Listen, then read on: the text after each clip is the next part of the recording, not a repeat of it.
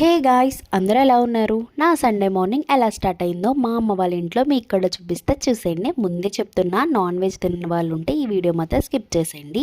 నేను ఇంకా డాడీ అయితే ఫస్ట్ చికెన్ ఇంకా మటన్ తీసుకున్నాం. తర్వాత ఏలూరులో ఫిష్ మార్కెట్కి అయితే వచ్చేసాం.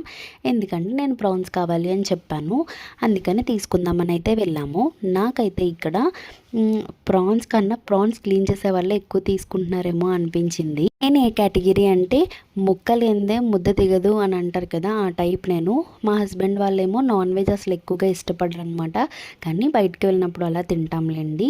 కానీ సండే స్పెసిఫిక్గా నాన్ వెజ్ ఉండాలి అని అయితే వాళ్ళకి ఉండదు. కానీ మా ఇంట్లో అయితే అలానే ఉంటుంది. ప్రతి సండే మేము తెచ్చుకుని తింటాం అనమాట.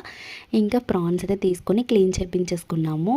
దాంట్లోకి చింత చిగురు అయితే బాగుంటుంది అని చెప్పారు అమ్మ, అందుకని అది కూడా తీసేసుకున్నాం.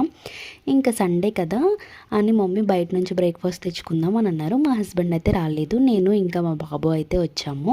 ఇంకా బయట నుంచి బ్రేక్ఫాస్ట్ తీసేసుకొని ఇంటికైతే వచ్చేసాము. ఈ సండే ఎలా జరిగిందో కామెంట్ చేయండి.